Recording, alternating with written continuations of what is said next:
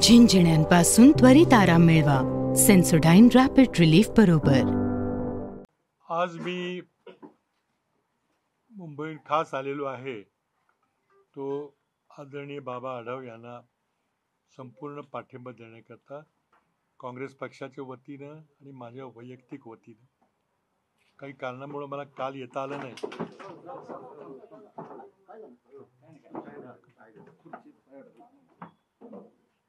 परंतु या वयात देखील आदरणीय बाबा आढाव यांनी लोकशाही वाचवण्याकरता जे काल आत्मक्लेश आंदोलन केलं, उपोषण केलं, त्याची नोंद संबंध देशात घेतली गेलेली आहे.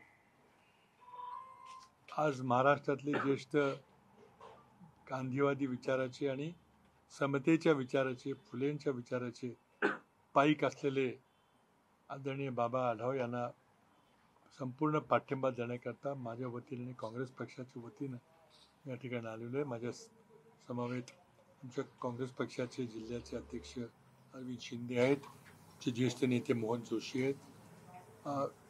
या ठिकाणी जे निकाल लागलेले आहेत ते इतके अनपेक्षित होते की त्याबद्दल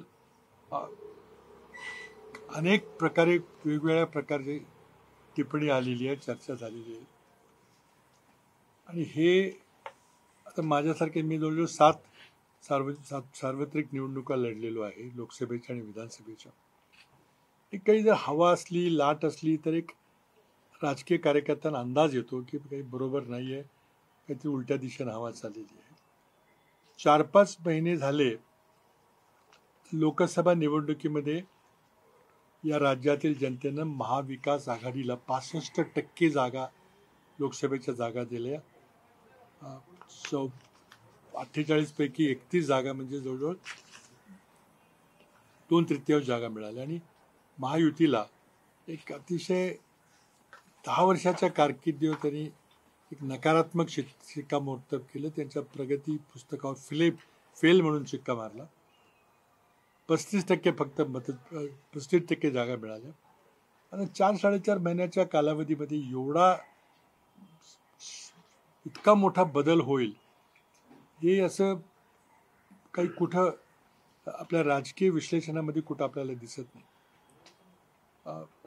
एक मी सांगितल्याप्रमाणे आपल्याला अंदाज येतो, जे लोक निवडणूक लढवतात त्यांना माहिती असतं की काहीतरी चुकतंय वगैरे. प्रत्येकाला पूर्ण आत्मविश्वास होता की इथं महाराष्ट्रामध्ये 10 वर्षानंतर सत्ता बदल होणार आहे. कारण महागाई, बेरोजगारी, शेतकऱ्यांचे प्रश्न, संविधानाला झालेला धोका निर्माण झालेला आणि भ्रष्टाचार, विशेषतः आमदारांच्या पक्षांतरांच्या मुळे 50-50 खोकी घेऊन जो विषय झाला महाराष्ट्रामध्ये, तिथं काहीच याचा परिणाम झाला नाही.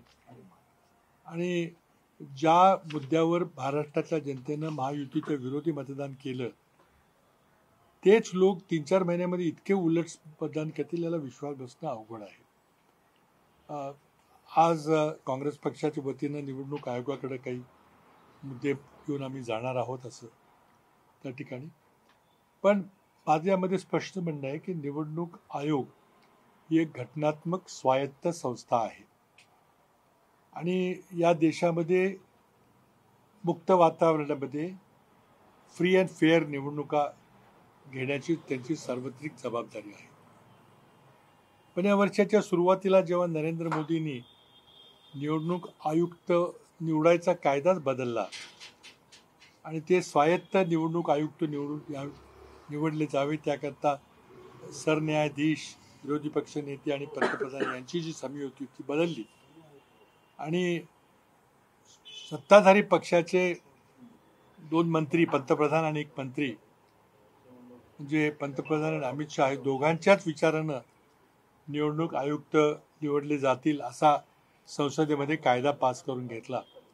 आणि त्या कायद्याच्या अनुसार हे नवीन निवडणूक आयुक्त आणि निवडणूक आयोग निवडला गेला. त्यावेळेलाच आम्हाला सर्वांना शंका होती की या निवडणुका काही मुक्त वातावरणात, फ्री अँड फेअर वातावरणात होणार नाहीत. आणि संबंध निवडणुकीच्या आपण कार्यकालात पाहिलं तर पैशाचा वापर, सत्तेचा गैरवापर, जी भाषणं नरेंद्र मोदींनी केली त्याच्यापेक्षा कमी तीव्रतेची भाषणं जेव्हा बाळासाहेब ठाकरे यांनी केली होती त्यांना 5-6 वर्षाकरता निलंबित केलं गेलं होतं. भडके अगदी द्वेष पसरवणारी भाषणं मग योगी आदित्यनाथचे असतील, नरेंद्र मोदींचे असतील, आणि निवडणूक आयोग अगदी संथपणे काहीच झालेलंच नाही आणि आपला काही विषयच नाही अशा प्रकारे काम करत होता. आणि त्यामुळे या निवडणुकीच्या स्वायत्ततेबद्दल, फ्री अँड फेअर असल्याबद्दल जनतेच्या मनामध्ये प्रचंड मोठा एक शंका निर्माण झालेली आहे. अनेकांनी अनेक मुद्दे उपस्थित केलेले आहेत. पण मला वाटतं की आज निवडणूक आयोगाची आणि सरकारची प्राथमिक जबाबदारी आहे की या प्रक्रियेमध्ये जनतेचा विश्वास असला पाहिजे. आज इलेक्ट्रॉनिक वोटिंग मशीनमध्ये आणि या सगळ्या प्रक्रियेमध्ये जनतेचा विश्वास राहिलेला नाही आणि त्यामुळं काँग्रेस पक्षाने मागणी केलेली आहे, अनेकांनी मागणी केली की पुन्हा आपण पेपर बॅलेटकडे गेलं पाहिजे. आता ही निवडणूक तर झालेली आहे, पण अजूनही या निवडणुकीमध्ये सुप्रीम कोर्टाच्या निर्णयामुळं काही पेट्या तपासायची परवानगी आहे, पण त्यामध्ये मला वाटतं त्यातून काही निष्पन्न होणार नाही. कारण माझ्या माहितीप्रमाणे ज्या पेट्या निवडल्या जातील त्यातले सगळे इलेक्ट्रॉनिक्सचा डेटा पुसला जाईल, म्हणजे पुरावा सगळा नष्ट केला जाईल आणि नंतर त्याच्यामध्ये मॉक पोल घेऊन मग ते मशीनमध्ये काही खराबी आहे की पाहिलं जाईल. त्यामुळं जर काही लबाडी केली असेल तर ती पकडली जाणार नाही. आणि म्हणून माझी या ठिकाणी मागणी आहे की आता ही निवडणूक तर होऊन गेलेली आहे, या निवडणुकीमध्ये लोकांचा विश्वास बसायचा असेल तर मला वाटतं की सर्वच्या सर्व व्हीव्हीपॅटच्या चिठ्ठ्या मोजल्या पाहिजेत. आता या चिठ्ठ्या मोजायला सरकार का भीते, का घाबरते? सरकार काय लपवायचं आहे का?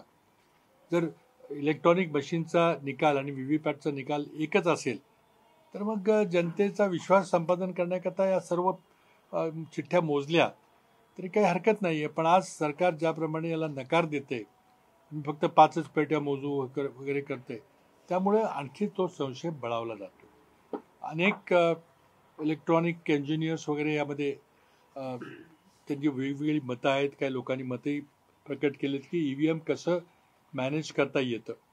तर मला वाटतं की आज माझी जाहीरपणे मागणी आहे की निवडणूक आयोगानं 10, 20, 25 पेट्या EVM आणि सर्व व्हीव्हीपॅटचे मशीन्स हे तपासाकरता दिले पाहिजेत आणि आम्ही सगळे मिळून एक आंतरराष्ट्रीय ज्युरी तयार करू. आम्ही भारतातली असेल किंवा काँग्रेस पक्षाची किंवा कुठल्या पक्षाची असं नव्हे, आंतरराष्ट्रीय मान्यताप्रत जे भारतीय आहेत, आंतरराष्ट्रीय भारतीय नसले तरी, कारण भारताच्या लोकसभेमध्ये सगळ्या जगाचा इंटरेस्ट आहे. आज सर्वात मोठी लोकसंख्या असलेला आपला देश आहे आणि या देशातली लोकशाही ही मजबूत झाली पाहिजे असं प्रत्येक देशाच्या नागरिकाला वाटतं, जगातल्या नागरिकांना वाटतं. आणि त्यामुळं भारतातली लोकशाही हे फक्त भारतीयांचा विषय आता राहिलेला नाही, सगळ्या जगाच्या इकडे लक्ष चाललेलं आहे की खरंच इथं पारदर्शकपणे निवडणुका झाल्यात का नाही. त्यामुळं माझ्या 2 मागण्या आहेत की एक तर तुम्ही ही निवडणूक जर खरंच पारदर्शकपणे झाली असं दाखवायचं असलं 100% व्हीव्हीपॅट मोजा. काही वेळ लागेल, थोडा खर्च येईल, काही बिघडत नाही. आणि दुसरं एक 10-20 मशीन, अजूनपर्यंत कधीही विरोधी पक्षाच्या लोकांना मशीन हातात कोणी दिलं गेलं नाही. नुसतं मशीन हातात मिळून चालणार नाही, त्याचं इलेक्ट्रॉनिक सर्किट मिळालं पाहिजे. त्याची जी मेन कम्प्युटर चिप आहे त्यामध्ये जो सोर्स कोड आहे तो सोर्स कोड जाहीर केला पाहिजे आणि तो सोर्स कोडमध्ये काही वर्म किंवा काही गुप्त कोड लिहिला आहे का की ज्यातून काही बाहेरून सूचना देऊन निवडणुकीचे निकाल बदलता येतील याची खात्री झाल्याशिवाय आणि ती सुद्धा आंतरराष्ट्रीय ज्युरीकडून झाल्याशिवाय, आंतरराष्ट्रीय इलेक्ट्रॉनिक तज्ज्ञांच्याकडून माहिती झाल्याशिवाय मला वाटतं या प्रक्रियेवर विश्वास बसणार नाही. जर निवडणूक आयोगाला ते करायचं नसेल तर आमची मागणी आहे की मग ते सरळ तुम्ही जुनी बॅलेट पेपरची व्यवस्था एक्सेप्ट करा.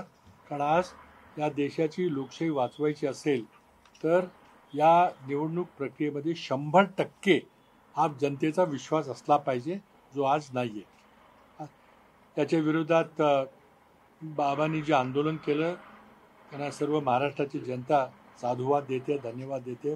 त्या वयातसुद्धा त्यांनी आज लोकशाही आणि समतेचं वातावरण राज्यात निर्माण व्हावं, लोकशाही पद्धतीनं हा देशाची वाटचाल चालवी याकरता एक प्रचंड मोठं आत्मक्लेश आंदोलन ते उपोषण केलेलं आहे.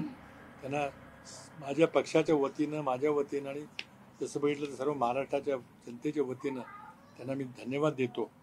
आणि सर्वांनी महाराष्ट्रातल्या जनतेने बाबांच्या मागं खंबीरपणे उभं राहून ह्या व्यवस्थेमध्ये सगळ्या लोकांचा विश्वास कसा संपादन होईल, ही व्यवस्था पारदर्शक कशी असेल, याकरता आपल्याला प्रयत्न करावे लागतील.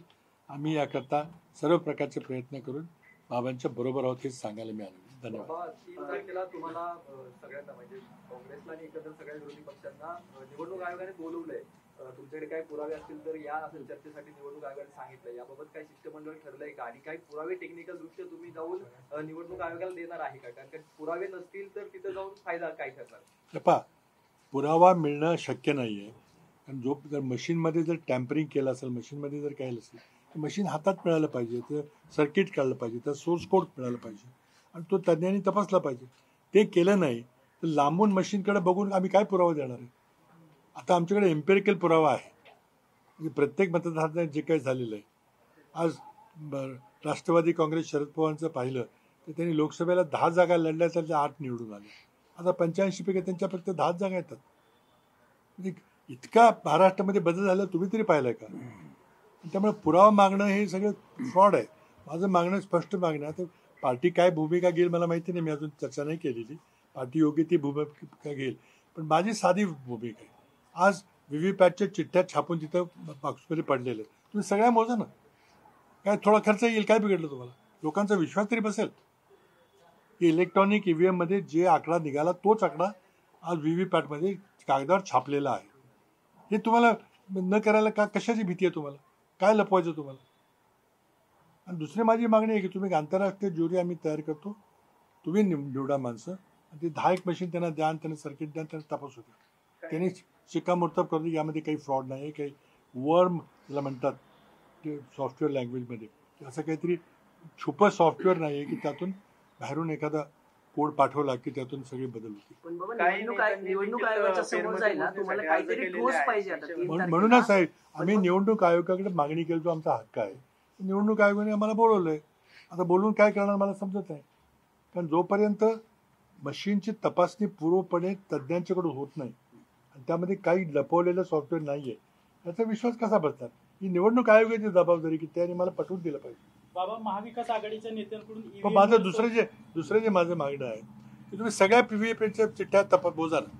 त्यात काय अडचण आहे? फक्त खर्चाच येईल ना. आता काय निकाल तर लागलेला आहे. उद्या 2-3 दिवसात मुख्यमंत्री कोणतरी तिथं बसतील खुर्चीवर. मग तुम्हाला विश्वास संपादन करण्याला सगळ्या चिठ्ठ्या मोजून निवडणूक आयोगानं आपल्या प्रक्रिया ही पारदर्शक आहे दाखवायला काय अडचण आहे? दाखवत नाही असं वाटतं. तर तुम्ही त्याचं उत्तर तुम्हाला साफ उत्तर आहे. त्यांना काहीतरी लपवायचं काय असेल बाबा? त्यांना काहीतरी लपवायचं आहेच उत्तर आहे. शेवटच्या 2 तासाचं नेमकं गणित काय? ते नाही, ते शेवटच्या 2 तासाचं गणिताचं मला तो विषय समजलेला नाही किंवा मला जो समजलाय त्यातून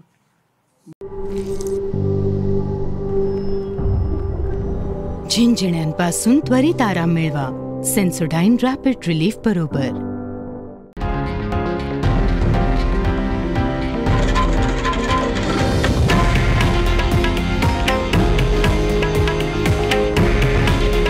हे आहे देशातील नंबर 1 न्यूज नेटवर्क आणि आपण पाहत आहात TV9 मराठी. काळजी तुमची, हित महाराष्ट्राचं.